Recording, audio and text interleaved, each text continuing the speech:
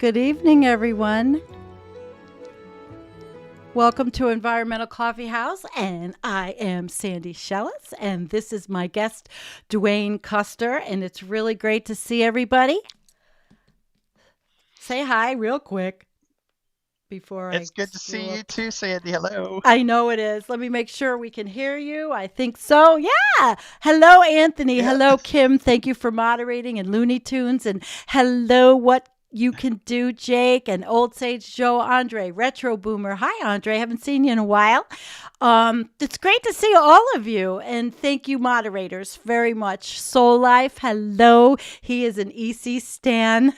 John Glad, Kristen Rose, hi sweetheart, and Nadia. I'm so glad you're here. I'm glad you're here. And Penquin. And so everybody's joining us, astrologer, climate witness. This is wonderful. So Dwayne and I go back quite a while. He's going to give you the fill in though. I mean, because it is his show tonight. I known him for a long time. So Dwayne, you are a PhD candidate. You are I want to talk about that, the Narrative Alchemist, why you called yourself that. So let's hear about you. Who are you? And welcome. Sandy, thank you so much for having me on tonight. I've always wanted to come on your show, but I've also wanted to interview you on my channel too. So later on, we'll talk a little bit about the Narrative Alchemist, which is Yeah. my YouTube channel. But Yep. the name actually for that, it comes from well, we all know what alchemy is, or the mixing of metals to make Yep. something different. In this case, alchemy means to me it's the construction and deconstruction and then reconstruction of our personal narratives. So that's why it says narrative at the so narrative Great. alchemist. It's a mixing and a reshaping of, for me personally, how I view my life and the narrative that I tell myself and what I believe, and restructuring it in order to serve me better, so that I don't suffer, and that I can move into empowerment and stand in Yeah. my own empowerment and courage to move through trauma, things like, collapse and Yes. climate change, for example, And but life. also personal trauma that we may experience. So, Which like we, I just recently yes. experienced with our kitty cats. Yeah. My boy passed away this weekend, so that's been a something I've been challenging my perspective on his death and my decision um, to put him to sleep and to so that he wasn't suffering, and how I how I view that narrative that I tell myself. At first, I was guilt ridden, and regretful, but then I started to realize, by looking at all, remembering the good memories with him in my life. Reconstructing that narrative that I'm telling myself so that I'm not victimizing myself moving forward. I hope I can do that with my elderly geriatric cat population. I'm having a hospice situation here with the one named Seven, and he's he's doing kind of he's losing his hair, and I have to give him allergy meds, and he's very old, and he didn't want to eat. And this morning I thought he was dead. I couldn't find him, but I've made the decision not to put him to sleep because I'm going to give him the hospice care that I can, because the vet said he's old. And plus I don't want to I don't want to pay for it if he's not suffering. And I hate to say it like that because I had a big fight with my daughter about that. And she's like, "Mom, you have 7 cats and you can't pay for the vet." And she doesn't understand. That's the cat that had gone to the vet the most. Hmm. So I commiserate. I feel. I still cry. I cried Mm. for 6 months after Bella died last year. We get so attached to our babies, our fur babies. We do, and that attachment comes with a price tag. And for Yeah. many people, especially people who are single and older, they become companions. And Yeah. uh, so it's when we lose them, it is traumatic. And Carolyn Baker is one of my, I look up to her. She's one of my icons. And moving through that trauma, and when I interviewed her several weeks ago, we talked about the loss of pets and people. but most specifically the trauma and how to deal with it, and understanding that instead of allowing that trauma to victimize us for the rest of our lives, the death of a pet may do that to someone if they're really close to that animal. Mm-hmm. The death of a loved one could as well. But if we allow that trauma to victimize us, we will suffer for the rest of our lives, whether it's subconscious or not. And it can come out physically, it can come out emotionally or spiritually. So, my and Carolyn and I talked about, in order to move through that trauma, we can reconstruct it. Right. And in order to stop victimizing ourselves because of that event happening, the event's over. Right. We may live with the memory then and the re traumatization over and over Yeah. because we are unaware or unconscious of the continuing victimization we may put ourselves through, which ties into climate change and the doomosphere as The well. Um, doomosphere. Yeah.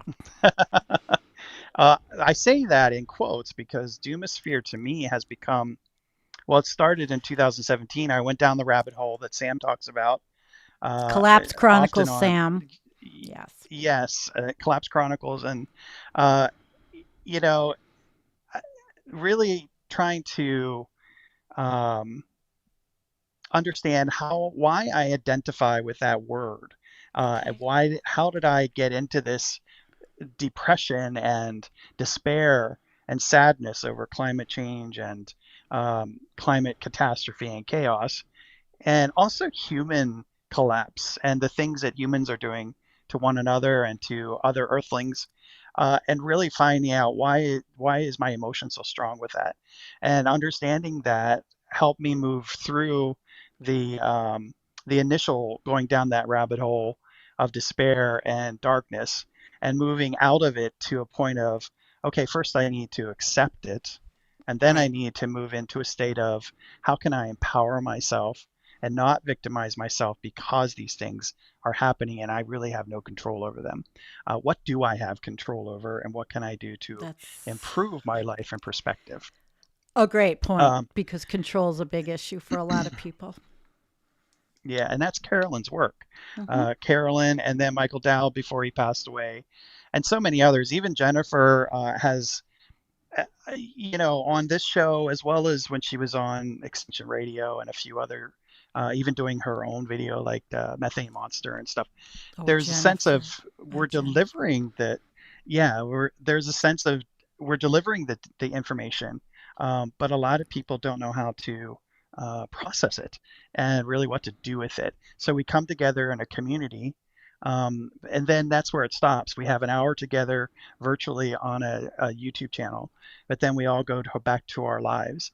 And a lot of people may suffer afterwards. So my Yes. work in my PhD is focus on the LGBTQ community, but it expands to anyone who suffers trauma, and that's any human being that's alive. We Yes. we all suffer trauma somehow, and Don't we? it's my goal and my work to in research to really look at how can I help people write their narrative, whether that's in poetry or prose or even lyrics for a song, and then leave it sit. And maybe it's in a diary or a journal. Come back to it in about 2 weeks, and then start to look at it from a different perspective and start to reimagine what that narrative might be for you, especially if it's something traumatic related, a thought, an emotion, or something. And then how can you once you've reconstructed or rewritten the story, the narrative to serve you, what can you do to make that an actionable process in your life every day? You experience an event that was negative or an Mm-hmm. emotion, and you're aware of it, and you can reconstruct it in your mind as it's happening. Right. Your um, reaction to it, your relationship to it. And this all begins with thoughts in our minds. I We all believe have a that. thought and a feeling, and we react. Yeah. So that's my work. My work is looking at how to help people um, become more empowered by understanding their own self victimization and how they perpetuate negative events like that. Um, my journey down the doomosphere started back in 2017, I would say, And I was working at a large corporation at the time, Mm-hmm. and someone noticed that my whole behavior changed, and Oh, took me aside to in a room and said that I wasn't acting normal, and that I wasn't going to be successful in the corporate world and capitalism if I didn't change my negativity. Well, here holy I am. crap. I was exposed to Guy McPherson and all the icons of the Doomosphere at the time. The tough Jennifer's ones. work, Yep. and then Environmental Coffee House and Sam, and all these different people, even Derek Jensen and people that Mm-hmm. uh, I don't really follow much anymore. It wasn't until uh, I got to Carolyn Baker's work, and I borrowed a book from the library from her that she had written, and I really started to say to myself, no one's victimizing me. I'm doing it to myself by learning about this, and I'm opening myself to this process that's unfolding on our planet.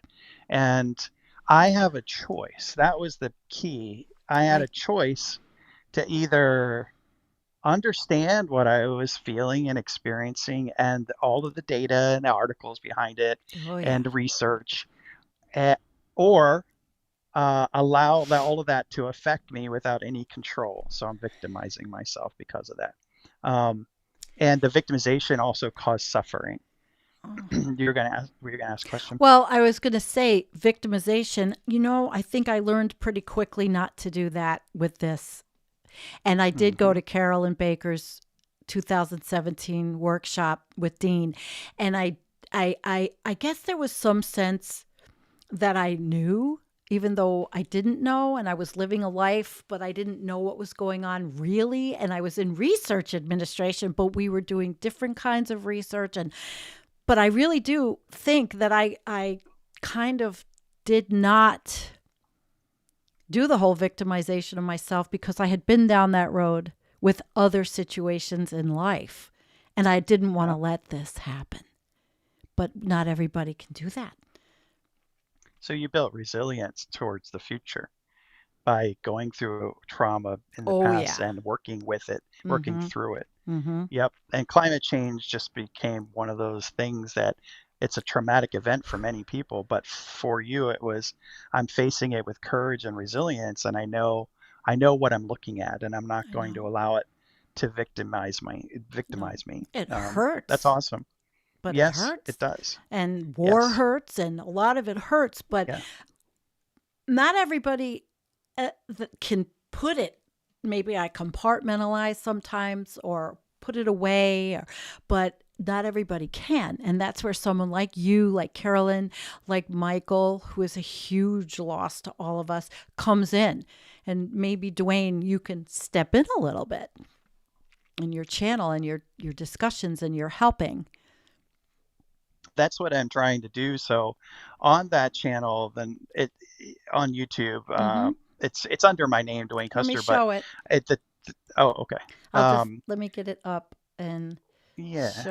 I'll show everybody the channel. Okay. There it is, the Narrative Alchemist, Dwayne Custer, and he's got his whole thing here. All right, so everybody can see all these different things.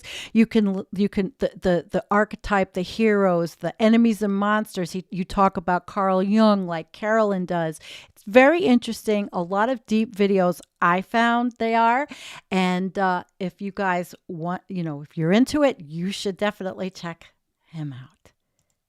Yes, And I will definitely. add to that. That was a great overview then. Thank you. I would add to that too. I started the channel because, well, I had originally done videos about some traveling that I had done, but I Yes. removed those videos and then I came back to it once I started working on my dissertation research. And I've structured the videos in two series right now. So it's kind of a chronological journey. Mm-hmm. You could watch individual videos, but You if you have to go do back to that. the beginning and go through, you start to understand the thread that I'm building. So the first playlist, if you will, or um, the first series of videos is about narrative therapy and narrative psychology. What is that? And narrative identity.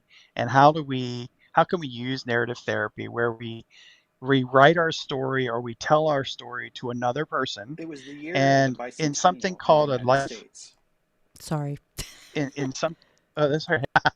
That particular video is a story about my father's death in 1975, and when I was 5 years old.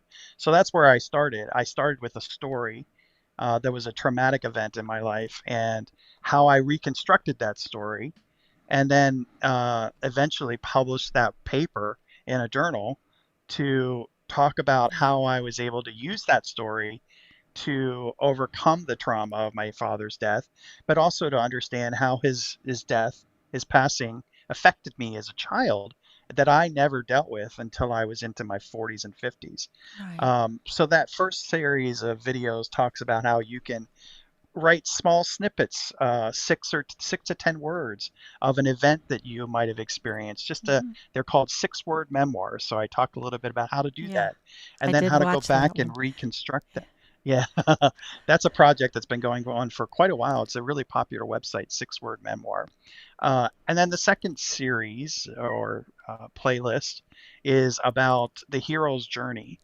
And or the heroine's journey, because we often think of it as the male hero, and because we're in a patriarchal society for the Mm. most part, it's still dominated Mm-hmm. by men. It's important to recognize that there's a female journey as well. So, and sometimes they're very similar, and sometimes they're very different too. So I came from the male perspective, obviously, because I'm male, and that's how I identify anyway. And I wanted to talk about the different psychological aspects of the hero's journey, and how we all live the hero's journey. We just may not be aware of it. And then my third series, which I haven't started yet, I'm taking a break, is about how we identify. We we have a thought. So Yeah. little I have a magnet on my refrigerator that says, "Don't believe everything you think." And I use That's good. that's my I like that's that. my life motto is, don't believe everything you think, Dwayne, because 99% out of 100 it's going to be false.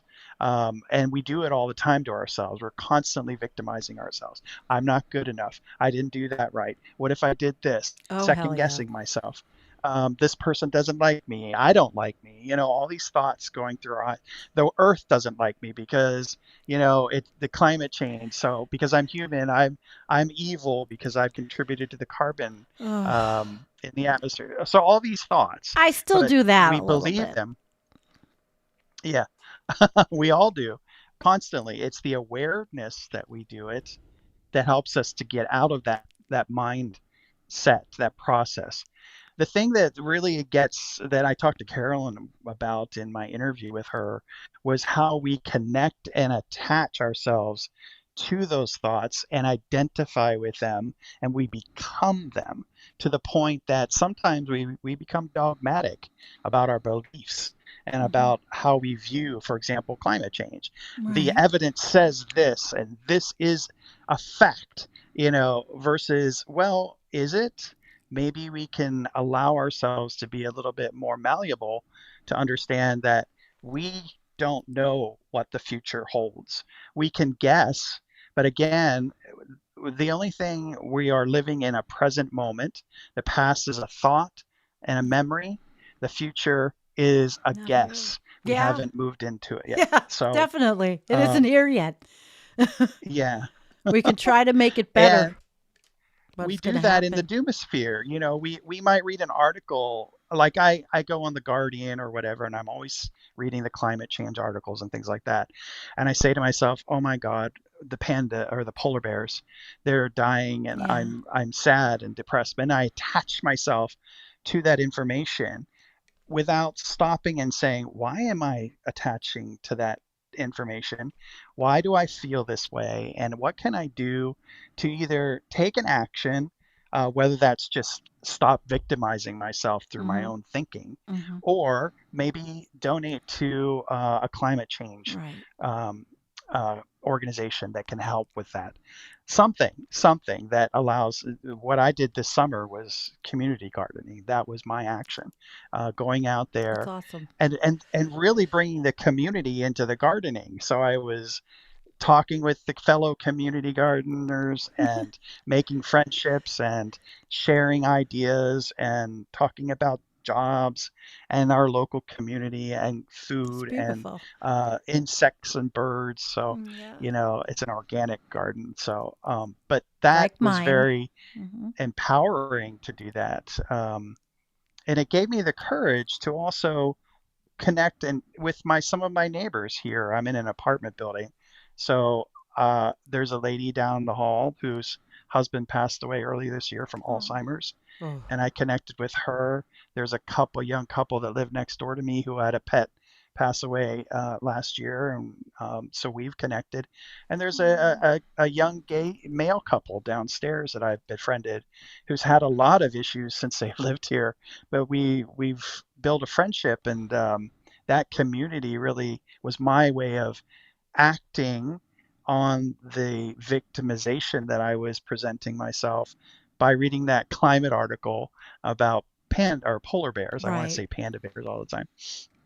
So that was a long way of saying I recognized that I was in this cycle of sadness, depression, anger, and wanting to do something and lash out, Mm. and then saying, well, how can I use that energy to empower myself instead and take some kind of an action that would make me feel fulfilled and empowered. Which is wonderful. Um, A lot of the activists, the younger activists, are doing yes, that. And I did that as a exactly. young person. I was an activist Hmm. for different things. I marched in DC for pro-choice with my kid in the carriage. I did my big thing at one time was stopping puppy mills, animals, just things. And it always made me feel better to give than to receive. Hmm. And that's a And big thing. here's the little twist to all of this now. You mentioned the word activist. Um, that's an identity that you formed. Okay. And what I bringing out in my research is, and also on the YouTube channel and everything, talking about identity. What does this mean to me? Why have I identified that way? And really understanding why we have identification in the first place Mm. and how identification may cause suffering in some ways if we're not able to fulfill our idea of what that identity means to us. For example, if you're an activist, but you're finding out that more and more carbon's going into the atmosphere and nothing you do, No. holding up signs, going Right. on marches, I throwing your learned. body into the street, going to jail, none of that works. None of that it's doing nothing.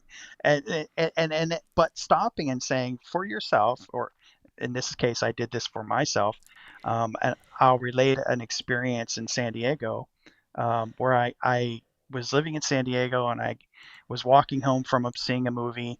I think it was the Philistine Prophecy or something like that. It was some new age spiritual thing.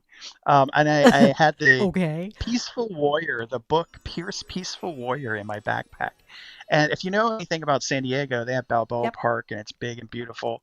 And it was a beautiful sunny day. It's a Sunday. I was walking home and this car pulled up beside me on the street. And I didn't take any notice because I was wearing my headphones listening to, I don't know, it was probably Enya or something. And the car pulled up to the next street ahead in the corner. Oh And I boy. didn't even realize that there was a passenger in that car. About a minute later, 30 seconds, it all went by so fast. Oh I shit. felt something impact the back of my head and I turned around and well, I thought that maybe a car had an accident and there was a hubcap that hit me or a rock or something. But I turned around and it was the passenger that was in the car Oh my god. dancing back and forth on his feet holding a hammer. He had just hit me with it. Holy So, shit. of course, I was like, what the hell's going on? Oh my god, Dwayne. So I took my headphones off, I'm like thinking, what's this guy want? And he's yelling at me to throw down my backpack and throw down my backpack. And I said to myself very fleetingly, you already hit me. Why would I give you my backpack at this Right. point? Jeez. So, That's but a I was horrible afraid that he story. might try to hit me with the Mm-hmm. claw side of the hammer in my face or something, because I didn't know at what Right. point he might be, how violent he wanted to be. He'd already hit Oh, me they in the, can be. you know, with the flat side. So, Mm. and that was enough to send me to the hospital. But he took the backpack and he ran up to the corner and he got in the car and they got away.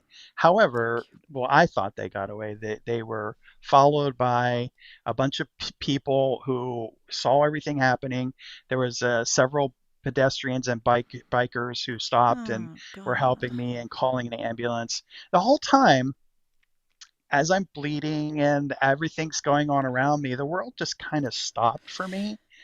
And I was sitting on the steps of this little church that's on the corner of 6th Avenue and I think it was Pennsylvania in Hillcrest, San Diego, Hillcrest. the neighborhood I lived Yeah. in. Yeah. I Uh-huh. lived in And OB for a while back then, oh back in the yeah, I day. loved OB. Yeah. Going to the beach on New Year's Day is awesome. Yeah. We can revere a little, but this is a um, tragic story, though.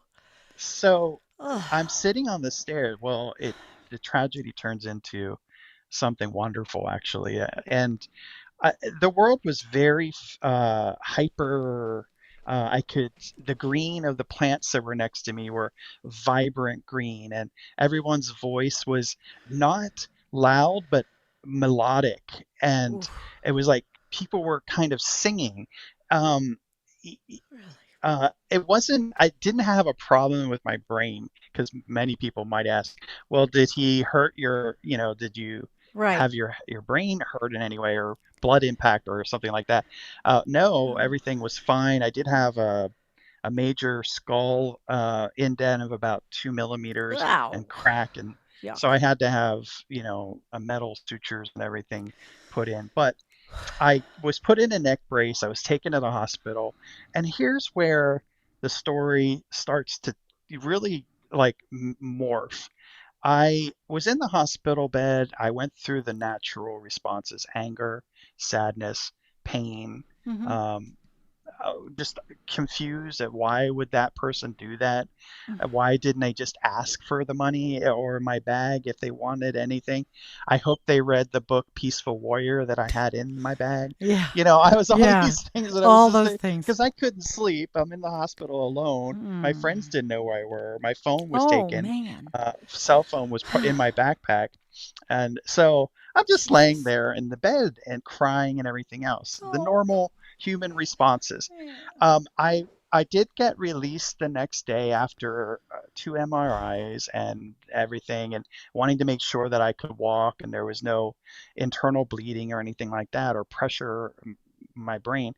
And I was able to contact some of my friends. But Wow. the thing that was most interesting about the experience was a few months afterwards, I started writing about this because I really wanted to know what was this person thinking? What would Yeah. bring someone to the point that they would hurt someone like that just for a little bit of money or possessions? Okay. And the Peaceful Warrior book. So We can't forget that. I started writing about it, and I realized I'm writing the narrative of this event and my perspective on it.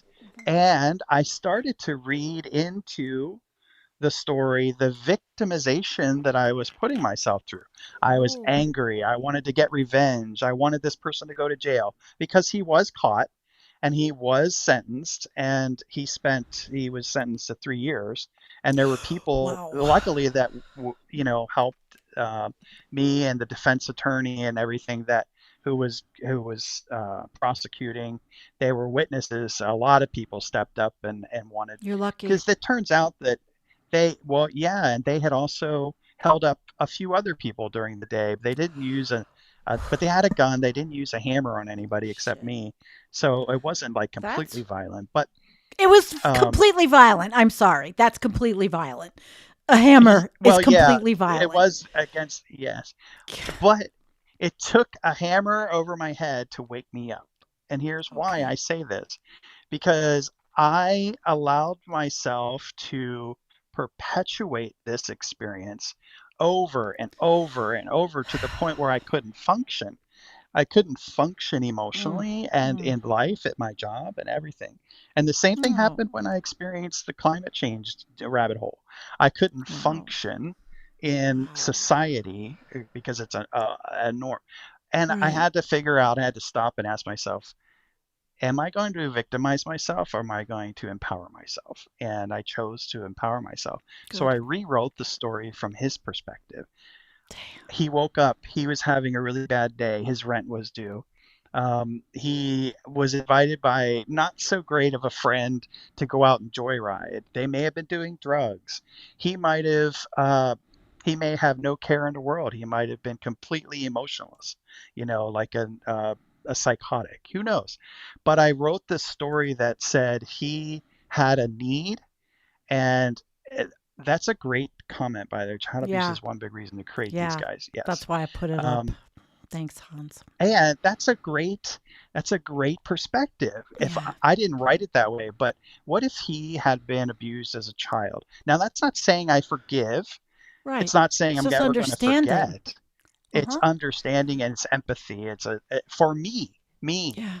because I'm victimizing myself. I continue to hit my head with a hammer over and over and Oh, over as I'm reliving the trauma instead of healing the trauma by perceiving the narrative that I'm telling myself, what okay. I'm thinking. I don't believe everything you think, and reshape it, reconstruct it to the point where you are now able to control it. It no longer controls you. Right. And not everyone can do this Well, it took because me a things like very long rape, time. I've been there. exactly, if you I've been traumatized experience, terribly yeah. in my young life. And then, you Hmm. know, my second marriage was not a physical abuser, but he was a, I know they throw around the word narcissist a lot, but he was a textbook. And when I realized some of my old trauma that I worked out like decades ago was coming back, I knew I had to change. I don't want to live that trauma. And I was already dealing with climate trauma. And, but I worked on it because of all these wonderful people in my life. Hmm. So did you do it by yourself or did you have a therapist? You I said you had a had friends, but therapist. I had a okay. All therapist, I right. had friends, but I had a therapist and I needed it, and then I had Jennifer and Carol and people that understood, maybe not the trauma as much as I had gone through, and I don't think I have to explain, but I will say one thing. I was with a guy that beat the fuck out of me. And in that time, I mean, I was in the hospital and I had an aneurysm on my head from him bashing my head. And I thought, well, what did I do wrong? And they let him ride his motorcycle away. And then when I wanted to press charges, they said, well, if you do, his lawyer will rake you through the mud, will make you look like the bad person. And I got a court order of protection. That was it. But I mean, it was traumatic. And I did deal with a lot of that. And I went through trauma counseling back then. And it worked. It helped. I had a very productive, good life. At least, I think I did. And but then it started coming back and I couldn't understand why are these old things coming back, and they can happen. Hmm. So you have to understand, when it happens, what's happening, why is it percolating? And that's what I did. I worked on it. I divorced the one that was percolating up the shit. Sorry. It sounds Well, terrible, I'm but glad that you did that. me too. Um, Oh, jeez. so there's a couple things there from what you're saying. Uh, One, No.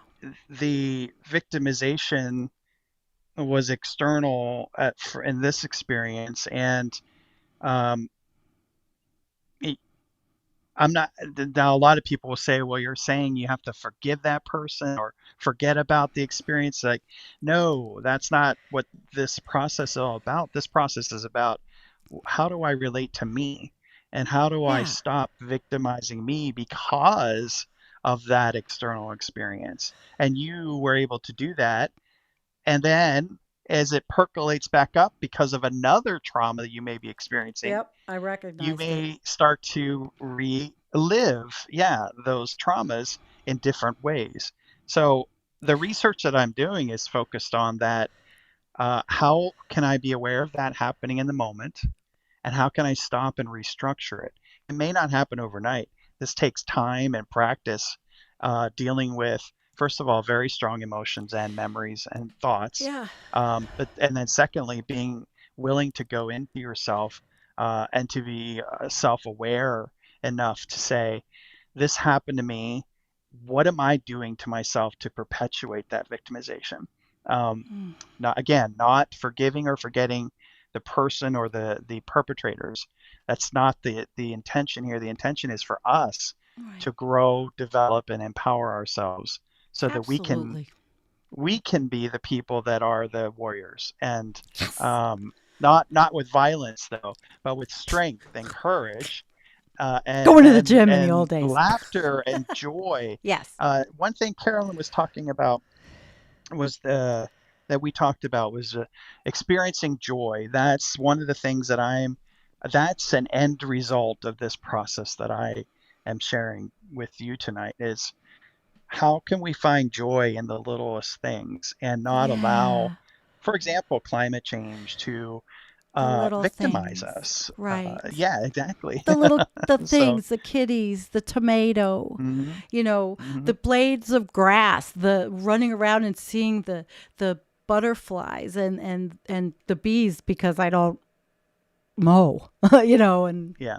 the little things So, make me feel joy now, and this also helps with depression. I know which I don't have there are some right people on your channel that follow my channel who have made comments. now. Hmm. Working through depression, for example, Yeah. is um, one of the results of victimizing ourselves is depression, and not being able to understand why we're feeling bad about something or down, or we don't have the best self-esteem, and how we Yeah. can take a little time, through some kind of narrative, some kind of writing, and start to think about it. And but the real key to it all is to restructure it, to Okay. rewrite it, and say, oh, I did not think that I could experience getting hit by a guy with a hammer, by saying, well, maybe he went through childhood abuse. Right.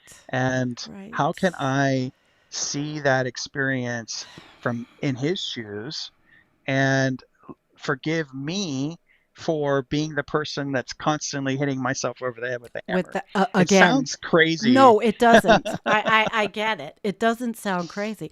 I have a question for you. Hmm. Between depression and grief, I've talked about this and I've made streams about it.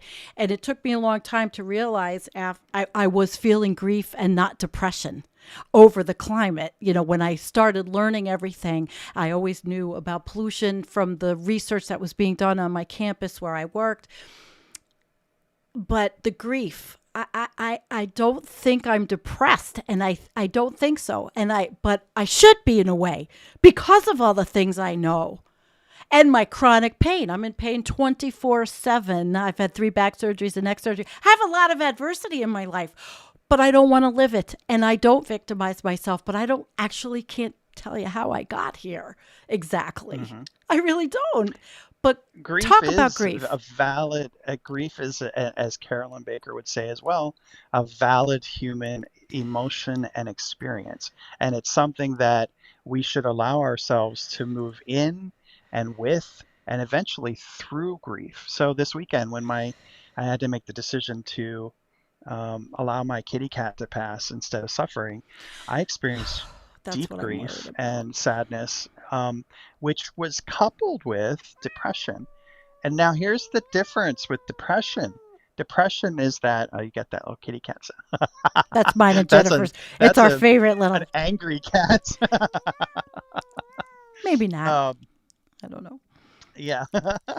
Or it sees I have to get another a cat and happy it's like, kitty. this is my territory. Yeah, that's Uh, how I uh, live with 7 of them. Okay. um, so depression then is a very different animal altogether. Depression is the symptom of victimization. whether we are victimizing ourselves or we're being victimized by others. Why do I say this? Is because in my own personal experience, I've been depressed when I have not felt power, where I have not felt power, where I've Oh, not felt I'm standing in my own power. And I'm standing in someone's shadow, whether that's a shadow that's imaginary or mm, whether it's a real life shadow of domestic abuse or something like that, right. or standing in the shadow of a person who hit me over the head with a hammer.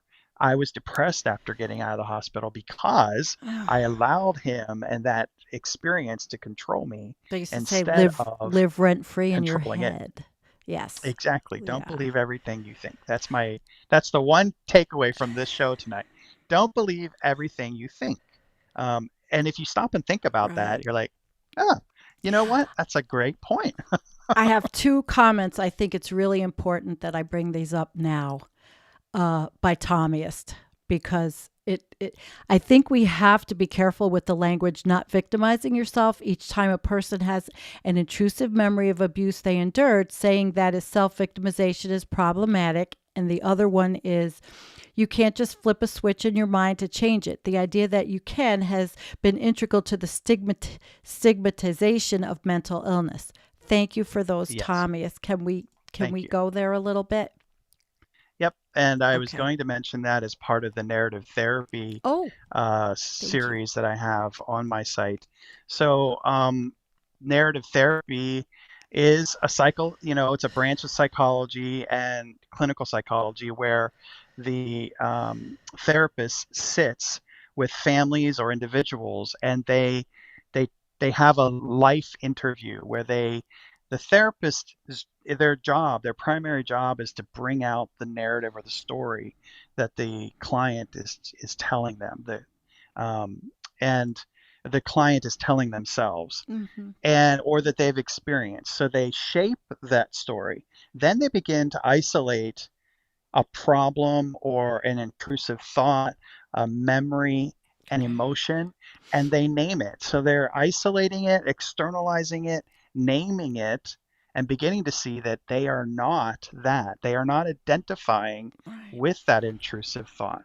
So the narrative therapist then continues that process. Once I've named my attacker, I don't know what, Hammy the Hammer. I don't know. I can say, you know what? That experience, I'm not connecting to it the way I Right. used to allow it to control me, and I'm externalizing it. And Right. Thomas is right. You can't just flip a switch. It's a process that takes time, and I really would advise anyone who's experiencing depression, severe mental health, anything Sure. to seek out help and therapy. Absolutely. Yes. Mental health problems Yeah. are can be organic. They can be. I mean, Yeah. we can't do that. And that's why I wanted to bring that up to him. And I have been, thinking about that throughout my life with is it depression? And I realized for me a lot of it was situational. I put myself into Hmm. stupid situations in my life long time ago. Yeah. Maybe that's This kind of summer, why I'm so homesteading and homebody now.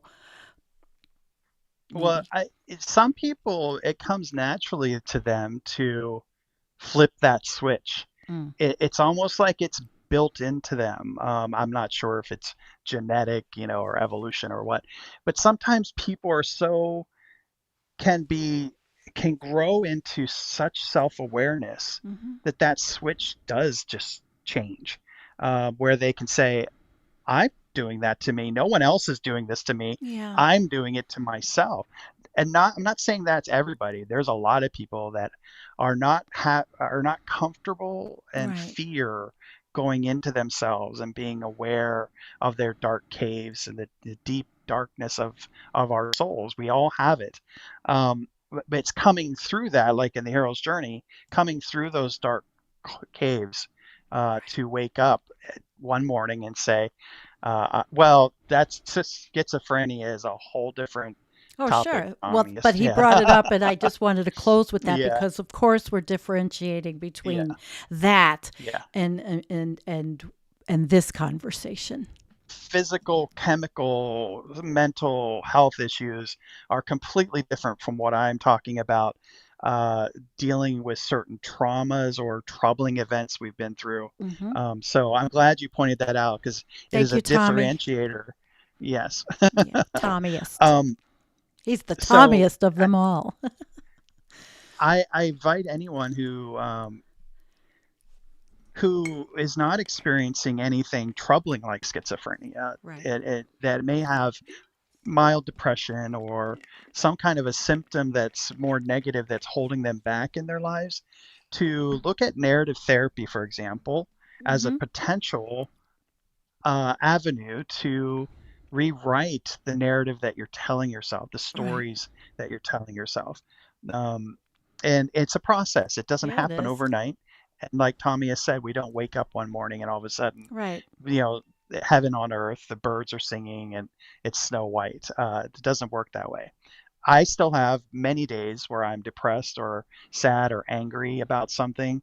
Um, but it's what I do and how I react to that that really differentiates my mental health from who I used to be in mental health as a person and my mental health years ago. Years Right. ago, I was low self-esteem, chronic depression, and always victimizing myself by living in the shadow of other people. For example, those that I dated. I lived in these relationships where I allowed the other person Oh. to do everything. I was just in their shadow. And that's not a healthy way No. to be a human or an adult. No. I can Uh, say that I haven't been like that in a long time. Nope. yeah. Nope. And that was one of the problems, you know. Nope. And this all ties back to climate change. So, Yeah. climate change is easy for people to latch on to. Uh, and fall into the rabbit hole of darkness, despair, depression, with good reason, because I did it too. Um, it's how we react to all of that to find some sense of stability and mental health again, and not forget about that it's all happening because we know it's happening, but how do we deal with it emotionally, psychologically, and spiritually? Earlier Sandy and I were talking about spirituality, and um, I mentioned my spirituality comes from walking in the forest and listening to the birds sing and gardening. The church, my church, is in the woods in the Yeah. forest, Me too. and I get I can allow myself to get dis- angry, sad, and go into despair when I see a dead tree or I see an animal get hit on the road or Oh, it's the knowing what's going worst. on in the Arctic and in Antarctica, and all the wildfires because I'm in the Pacific Northwest. My That's hat scary. again. I I'm see. in Oregon, so the wildfires and the boiling oceans when we had the heat dome and all the billions You've of animals that experienced a died in the sea. lot. Yes. Yeah. Way So more and than we have. yeah, and going through drought and then lots of rain and heat, and it's like it's extreme along British Columbia down through California into the Southwest and Baja, all along the West. It's a very extreme back and forth, between atmospheric rivers in California and droughts the next year. It's a whiplash. So I know Kim, she's in California, right? Yep. Um, she's experienced that as well, and Yeah. we talk about every time I come on the show, as a viewer, I'm always sitting in the chat typing about, well, in Oregon it was like 103 degrees Yeah, today. I know. My brother's in Eugene and we went through it because we have a family chat. And so it's my daughter, my two brothers, and my mom and me every day. We are all together. I have a great family. We knew everything that was happening in Oregon. We had the wildfire smoke from Canada that came here to New York, but the worst thing I've been through is, well, we did have a tornado in 2017, which really is not an indigenous thing to Western New York, or it wasn't. Now maybe that it is. But I think so many people in the Pacific Northwest and California have suffered so much. And Karen was with us in the chat earlier, and she lives in Clear Lake, California, and that was pretty scary too. All of Mhm. the fires. So there's a lot of post traumatic stress disorder involved with Hmm. these things. And that I can say I have with tornadoes because of what happened here. And whenever we get these warnings, I am like, I've got 7 cat carriers in the basement lined up. And how am I ever going to get 7 cats and herd them into 7 cat carriers? It's ridiculous. It would be more like, open the door, get out, you know. Open the door and Yeah, let them have right, control over what there's going to happen. right. But I mean, Yeah. but I'd say PTSD is much more common than we ever knew, or maybe because we've identified it. Um, and I don't know, maybe that's part of my reclusiveness or staying in. I don't know. It could have been the pandemic. You know, everybody, there's so much in this society in these times that maybe, 100 years ago, people did not experience or didn't know how to identify it. Vietnam vets came back from the war. They didn't know that they were experiencing post traumatic stress disorder. There wasn't a word for it.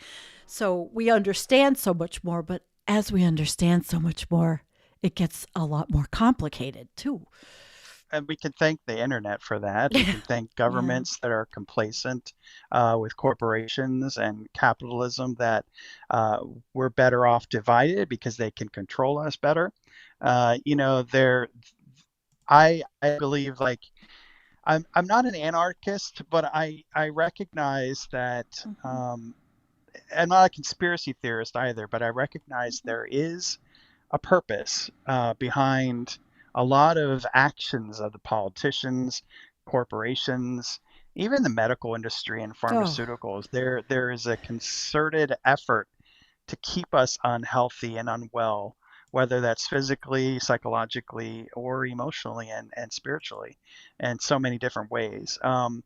So I think this all ties back to climate change, what yeah. I've been talking about, narrative therapy and everything, dealing with chronic post-traumatic stress syndrome. And you know but the key to understanding it is recognizing it in ourselves first. That's the key to Right. all of this. First, are we experiencing post-traumatic stress, and why are we experiencing it, and then what can we do ourselves to recognize it and Hmm. try to start to reconstruct it, so that we may not overcome it completely, but we can start to build the resilience Hmm. and that warrior strength and courage Hmm. for when we move forward and I we need it. come face to face with new trauma and new Right. experiences, because we are going to, collectively and individually, we are going to experience a lot more trauma down the road. That's what this show is all about. Right. And I think that's The why I environmental like podcast. having Carolyn on and, people that can support you guys out there, in the chat who may be struggling. And I love to have people on that can help us on the journey because we are on a journey. And it's every day. We're lifelong learners if you're here. And I'm I had, appreciative, Dwayne. And I miss Michael Dowd. And, I would like me to, too. yeah, me too. We did Yeah, a tribute. he So if was anybody a if great guy. anybody wants to watch it, it's on the channel. We did a tribute. Michael Dowd, the Reverend Michael Dowd was a spiritual leader in our community who he awoke by reading Overshoot, William Catton's Mhm. Overshoot, which is, he called it the Bible of our movement, our understanding. But we miss him because he did a lot for maybe for me and Jennifer, but it was for a lot of people. He And there was on is, my list to interview yeah, next. One of the people that I really found fascinating in his, he was, did what I am espousing, where he reshaped his perspective on religion, first of all, but yes, in conjunction with and in partnership with climate change and the catastrophe that we're facing, and reshaped that to serve his purposes, which was amazing. I thought, oh my God, there's someone in real life, real time, doing this exact same thing that I have always been doing myself and Yeah. thinking I never could put into the words. I didn't know what to call it and things like that. So, and Carolyn Baker as well. She's like the master of She is. reshaping a narrative. She has the experience, clinical psychologist, and education and everything else, and helping people work through trauma, especially now with climate change trauma. So, You're an education. You're a trainer and an educator and a imparting wisdom person in your life. as a trainer and content developer, Mm-hmm. yeah, helping people in corporations uh, work through performance issues they may be having, from the perspective that they can take the responsibility on themselves to choose Mm-hmm. to restructure their viewpoint on whether it's another employee or a project they're working on or something like that.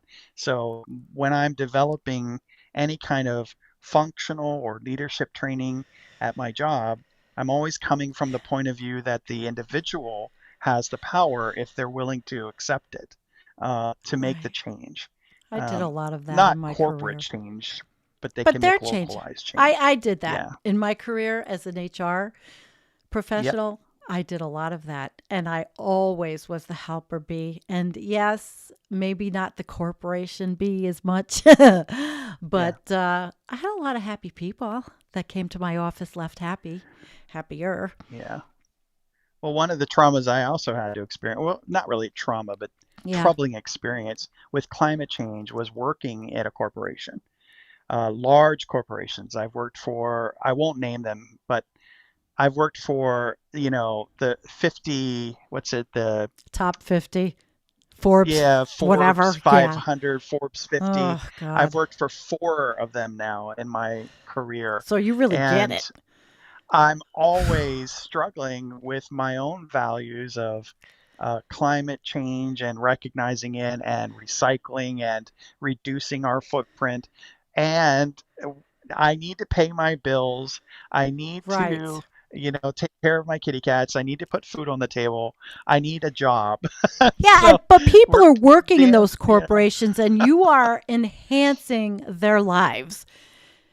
You're not a if for pencil those that are pusher. willing, yeah, Right. those that are willing to accept it But that's what or you're there understand. for. The Yeah. human Hmm. aspect. You're not there for, for corporate profit. I mean, maybe, in Uh, a way they think yeah, you I'm are. fine with the salary as long as I can pay Well, my I bills. mean That's by all I those care. people. You're doing right by Oh, the employees to help them. Of course, yes, maybe the whole end game is corporate profit, but to make hmm them successful, to help them be successful in their careers, which we are still in this system. I worked in the hmm system for a long time also. I went from a bartender to an HR director. I mean, I've been everywhere. yeah, Everywhere. yeah. Yeah. S- People talk about the collapse of capitalism and the collapse of our society. Yeah. It's not going to collapse overnight. And I think Right. Elliot has pointed this out. You've Right. had Elliot on the show. Elliot It's going Elliot to Jacobson, die guys. a very long-term death of cancer because it's dying from in the internally. It's toxic to itself, Well, yeah, and it's it going to is. take us with it along, unless we can be the future. I always look at it as a future warrior today to build that resilience that, um, Right. not a commune or anything like that, but to build a community of like-minded people Which we're near doing. you, yes, or virtually, No, I'm but doing it eventually here. I have virtually. people here too. Oh, But I okay. live in a beautiful place where it's not You that do, hard, yes, even though yeah. it's very right wing. If you Hmm. don't talk about those things, you find Yes. commonality in the other Hmm. things like farming and growing and animals and, helping each other. So you take that away from it, you take that ugliness away from it, and everybody has some beauty. Yeah. Well, and that goes back to what we were talking about earlier. Do you identify first and foremost as a Democrat, or as No, a liberal leaning person, no, a and if you progressive. do, I hate the well, I'm word not liberal. saying you Oh, specifically. I I'm hate the just word saying, liberal. or do you identify as a conservative, a Right. Republican, a MAGA? Well, If everybody you has to today. It seems if like. you can stop and ask yourself, who would you be without all those labels, those identifications? What would you be? Labels. I know. And even Doomer. I did a rant on the labels, Exactly. how I get so tired Hmm. of labels and it just drives me Hmm. nuts.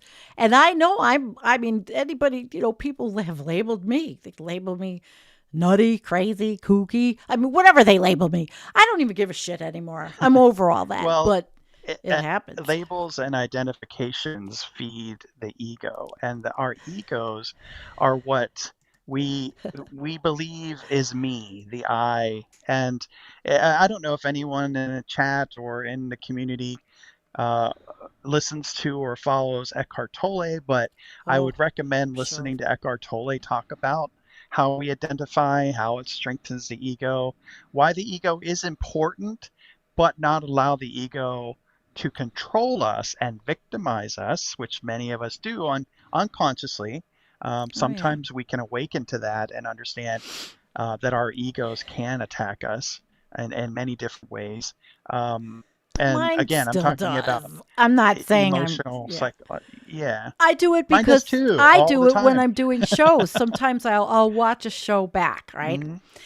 Yeah. And stupid things like they don't like me because of whatever. And I have Mm. to check myself on it. Or I'll look and say, oh, they can see my swollen glands that are always swollen. Or, that's from an illness or whatever. Mm. And then I realize how stupid to put myself through that, really, you know? And But how you then, devalue the one person who got so much out of your show, who really are changing their lives because of your word and your message and your actions, instead of the ego right, convincing you that you are not good enough right. because of what a bunch of other people may have said or done or did that you perceive in a certain way. Because again, it boils down to, what do you believe that you think? Do you believe everything you think? You don't. You seem to, No, like we all but do. I've We're all human. struggled. I mean, we're all And then, human. yes, And we live in this yes, society exactly. where, okay, I Yeah. felt like I always had to look good. And, Mhm. in this society. And when I gained weight, which was very, very obvious during the COVID and my divorce and all, I felt worse about myself. But I realized it's not even that. That now I'm going back to what I was, but it was a force field. I called it a force field. I'm invisible, you know. So there's times I chose not to be, to be invisible. And I guess I'm not right now. I I don't know. empathize with you as a gay man. Gay culture for gay men, not everyone. There are different pockets of subcultures within LGBT, but Hmm. as a gay man, I was part of that subculture of gotta have a muscled body, gotta I be saw in your shape, old pictures on cannot be Facebook. overweight. Yeah. Yeah, you gotta wear trendy clothing and have the best And I job still and like all the jewelry shit I've had forever. I still wear it on shows. So what? yeah. But I know Well, what as it I've is gotten now. older, I realize none of that shit makes a difference anymore. Right. Well, As it still does for because it's myself, for me, fun. I have fun with yes, it because I've had the stuff for so long. But does yeah, it matter? No. yes. No. And so much of the shit Being in that I shape is thought more about, important mhm, for my health. for That's what's all of our important. health, but we Yeah, we're also surrounded by, you go to the grocery store and it's just horrible. I try not to. yeah. Um, Hmm. But you have a yeah. garden, and Yeah. you're taking I action can my food. to address that. Not everyone has the opportunity to have a garden, or even they may live in a food desert. Um, Tim Bob, unfortunately, Dwayne and Dwayne's. Sandy, just a couple of bitches chatting in the end times. Well, that's great. Yeah, baby. A couple Uh, of bitches chatting in the end time. I Yeah. think I think what we're trying to our conversation tonight was really around, uh, if one person can say, why do I feel like that, and what can I Yeah. do to change that, Right. then the mission for me anyway is accomplished. I had one person reach out to me after I published a paper about going through childhood sexual abuse, which is a whole nother story. I published a paper in a journal, and I had a lady reach out to me, and she's like, Dwayne, you you put yourself out there in the public world, in the academia, and you talked about your experience of childhood sexual abuse. She's like, I want to do that too, but it's about rape. But I can't do it. I'm afraid to be literally be naked to the Mm. world. You are telling the world about this deep, dark secret in your life. Mhm. And I, as I spoke with her and I emailed her back and forth, I began to show her how in my own life the exposure of myself really helped. It was a kind of a psychological resurrection. I died to myself, the old person that was afraid to be transparent and truthful and honest, versus this new person who was like, other people will benefit from my story and I'm going to tell it. Right. And she published a paper herself about her experience going through rape. And it was a very liberating experience for her. But it was a Mhm. process of time to do all of that. And but she also had a psychological awakening as she was doing this because she was writing her narrative. It was very meta. Mhm. And then she was publishing it to the public and getting feedback too Wow. by readers, people reading the story, engaging with her. And that's Mm. exactly the experience I had as well. And I still do because, my paper is going to be out there forever about Right. that experience and that story. Yeah. That, though, is what drives me. It's like one person reaches out and says, "Your story changed my whole life." We all have a story, and we all change each other's lives, um, even through just this virtual Right. environment and community. We You can know change each that other's lives. that the show that Sam and Elliot were on, the out in what's the guy in California? Oh, Yeah, how come it's on the top of my head? the belly, no, the Oh, underbelly, yeah, soft white underbelly. soft Well, white underbelly. Sam was really pushing me to do this, but to tell my story, which I've never told on this, my real story about things that happened to me and who I was, and that I could help others because, I got out of a certain life and I went to college and became successful in my own right, I think, a little bit, whatever, but I couldn't do it. I just felt like it wouldn't, I didn't think it would help anybody. I thought it would maybe hurt me more than help others. Mm. I think I can do that better right here, you know, than Yeah, going to California and going on soft white yeah. underbelly to be a spectacle because I'm not that. I don't want to be that. So I decided no. And, I've been told, write a book, write a book. I mean, but I don't know if I want to write about myself, my particular story. Would it really help anybody? I don't know. I like bringing Well, the people on to downside tell about their stories. well, you're telling your story just by hosting. So And whether more you than I usually whether you do. know it or not, and the downside of making yourself and your story a public, um, not a show or a spectacle, but by just being exposing yourself, there is the possibility of re-traumatization, Yeah. which some people may not be prepared for.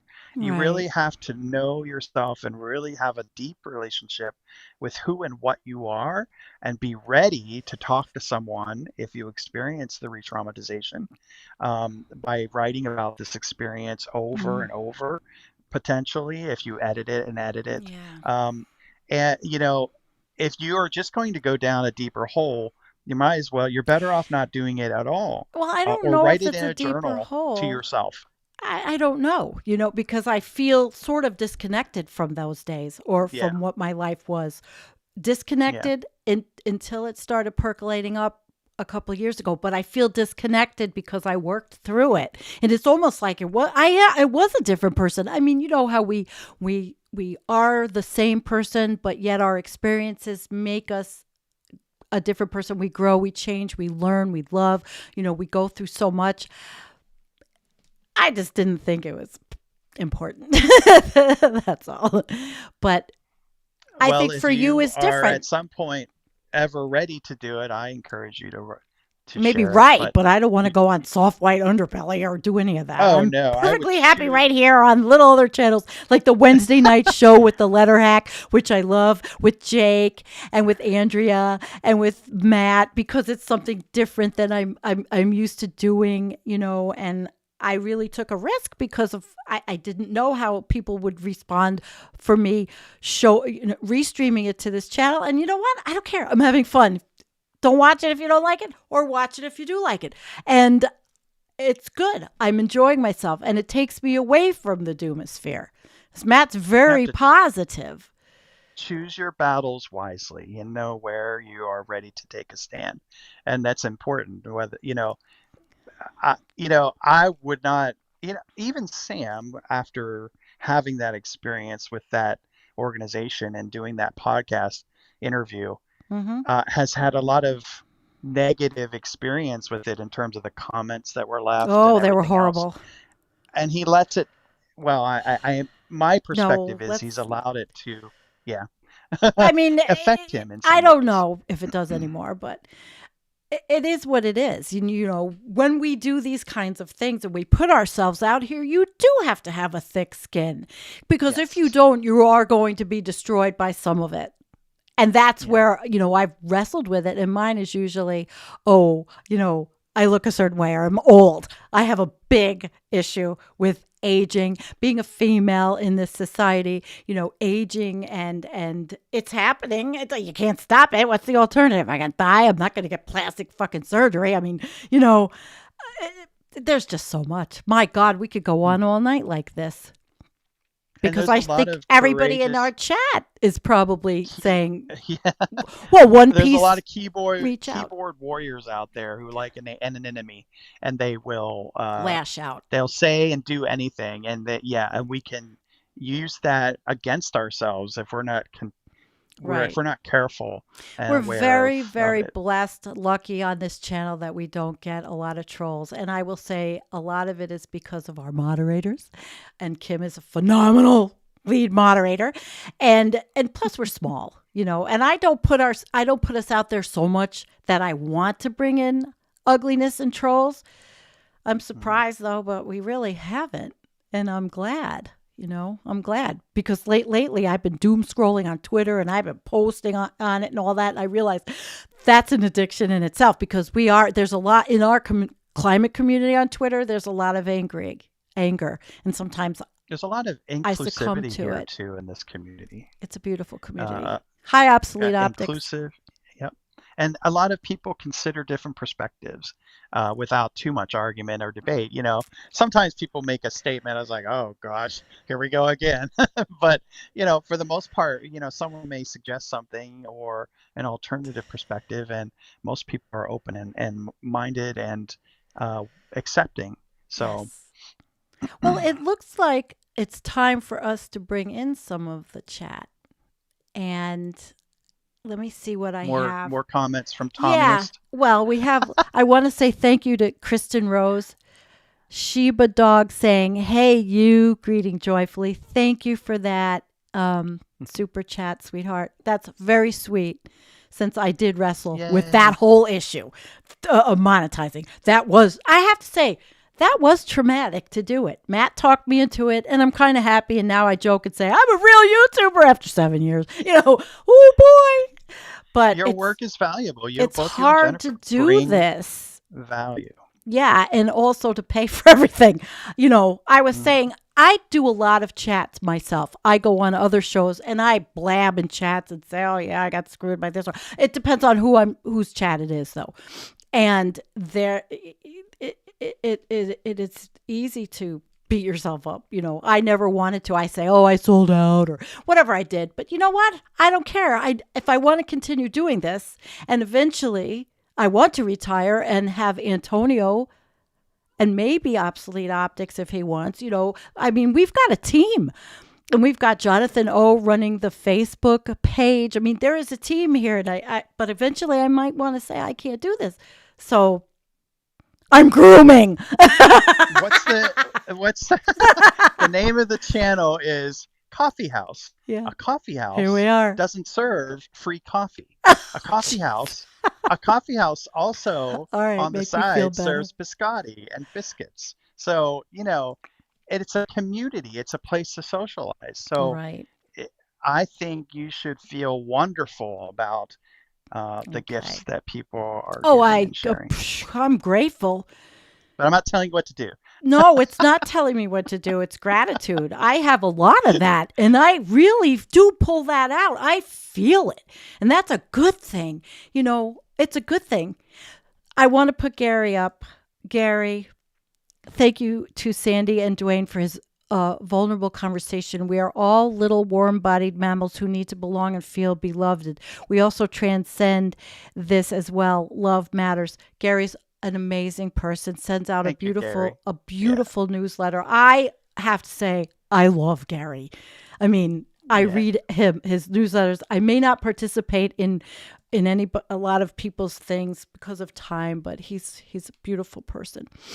Always has the best comments in chat. Oh, Melanie, the whole planet needs mental health care because of what rich have done and continue to do to us. Everything is not of our own making or our own causation. Oh, no. I would respond to that by saying how we react to things that are Yes, done to us right. is what we're trying to talk about tonight. What we do with it is more important than what happens to us, unless, of course, it's a physical altercation or we're in war or something. Those are whole different experience. What I'm talking about are things that may live with us for the rest of our lives, even after they're over, long over. Um, but you're right. We do got a narrative that's imposed on us, external narratives Mm-hmm. from organizations and governments, politicians, religion, Yeah. even climate change scientists push a narrative onto Sure. us and can traumatize us. So Yeah. when we are aware of those narratives, we can start to control them a little bit better. Anticorporatus, hello. I like his live streams when he's working. He's a truck driver. He will live stream and we just talk. And he has, a following and it's nice. Going down the highway. Yeah. And you can see where he's going in the different states. I saw That's a thing, fun. yeah, where the guy said it should be called PTSD because abuse, it isn't a disorder. It is a healthy mind's response to post-traumatic stress. Very good point. Yep. I don't know if we have anything to say to it, but there's a very good point. Thank you. Thank you. That's kind of that's the crux of what we were talking about tonight, and how do we reconstruct what we're told or what we believe about mental health, about trauma, about any of that? Do we have to believe that it's a disorder? No. We can choose to reconstruct what we've been through to serve us, to empower us, and to make us resilient in towards the future events that we are going to go through and experience. Yes. Anti shows us his travels across America. He's great. He's great. Let's see. And where to get the best pancakes. Hi, Donald. Hi, Donald. And my dogs are goth. Let me see here. Hi, Mark. Mark, you had... Okay. Oh, great show tonight. Very meaningful to me. I'm driving. Thank you. Well, Dwayne will be back with us. Maybe we'll have a Dwayne, Carolyn, Jennifer, and Sandy. And Sandy will sit back and let Jennifer I like to be sometimes in the screen. I like to just be the little thing in the top and let others run the show. Okay. Zing. Thank you, Zing. Good for you for accepting money considering all the crap people pay for. Well, I don't want to think that we're crap. Okay. Well, thank you. Thank you. Now, I had another one. It's Christmas, so I'm sure people are spending money on a lot of crap. And I don't expect anything. I mean, I never expect or I don't like the word deserve. I really hate that word. Okay. Cats also have a brain parasite that turns people into cat ladies. Oh, am I a cat lady or a cat man? You're a cat dude, like Jackson Galaxy. He's a cat dude. I watch his videos. Yeah. And hello, astrologer, climate witness, who I know personally and love. And she was talking about Michael Dowd. Yes, he did for a lot for me also. Just the way he described his orientation to all this and his stories. Wonderful. I'm pretty sure that's what she was talking about. And Michael was a very yes, powerful person and what a made a loss. lot of I feel difference in for people's Connie. lives. I feel for Connie, Yeah. his wife. I hope some non-human mammals will outlast us after all the shit we've put them through. Absolutely. Tommy, as I think personally, my own opinion on that is they will, and many of the underground animals may experience uh, longevity on the planet and then evolve in a couple million years into a new species of some sort.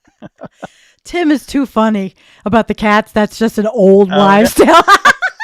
I love you too, Tim Bob. And Tim Bob has a wonderful channel too, and he puts out amazing videos. Holy shit. As I said a million times, Tim Bob has been my inspiration for making videos, and he's a mentor to me. You know, he may not want to hear it as much as I say it when he's in the chat, but he is. And hello, Bob Carmody. Bob, okay, Bob is a mod on David Feldman's political show.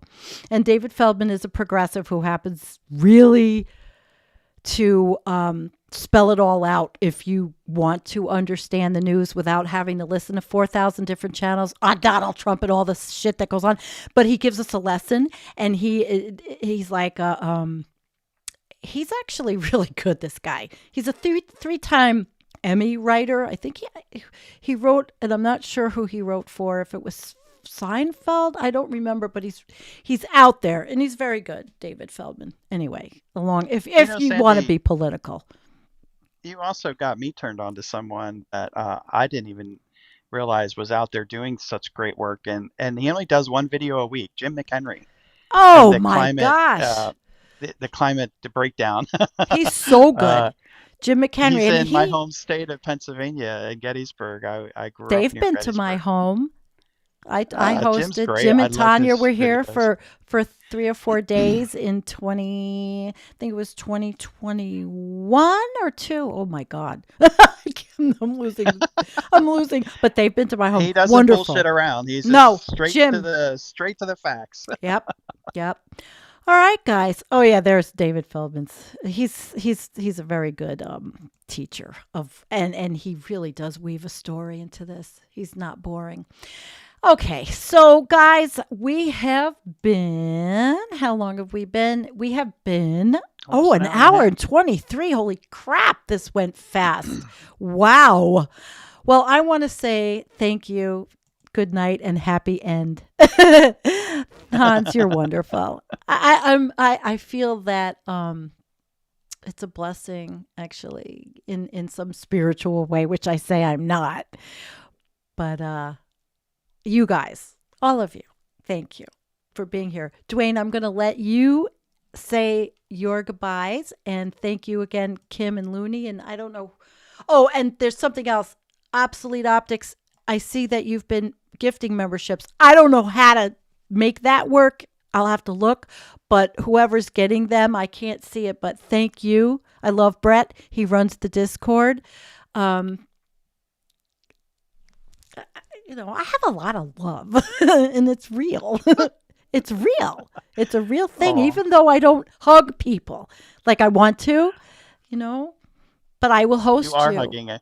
You Yeah. are And I hugging will everybody. host. Yes. And if they want to come camping here, come visit. Sandy, I is this your last Tuesday show of the year, or are you going to have another No, I'll show be here. with I, Jennifer? Oh, oh okay. no, we're doing everything. In fact, Antonio, Nicholas, Jim, Jennifer, and I are going to do a State of the Planet on Oh, the wow, that's going to be a big show. 29th. Yes, it's a big show. We are all working on it, and it's going to be all of us. And that is going to be good. And we're going to do that. I believe it's the 29th. I don't have the thing up, but everybody will know. And yeah, let me put this up. Thank you so much, Brett. It's been a very grateful show for me. And I did share a couple things I usually don't, but you know, I And didn't know you Gary, had we are Discord here to too. love. Oh, yeah. We are here to love. Nothing more, nothing else. Only love. Beautiful. All right, Dwayne, wrap it up. Um, I just wanted to say thank you to everybody who joined us tonight and also for the chat, which I hopefully will be able to reread and on the replay. Yep. And that I will join in the chat whenever I'm on a live show as well, or leave a comment. I usually leave comments too. But my only parting thought would be to remember that motto that I have, that little magnet on my refrigerator. Don't believe everything you think. Um, Right. and and really just think about that for a few seconds and understand what it means in Yes. I order to empower yourself think we do. Yeah. All and love right. yourself. Love yourself. And that's a hard thing sometimes, but we're trying. And we'll always be lifelong learners. And I'll end with that. Mm. All right, Hmm. guys. Thank you, Dwayne. Thank you. I will put on the music Thank you, and Sandy. I love you guys. And we'll see you Friday night. Me and Jennifer will be here. All right. All right. Peace out, guys. Mwah. Love you.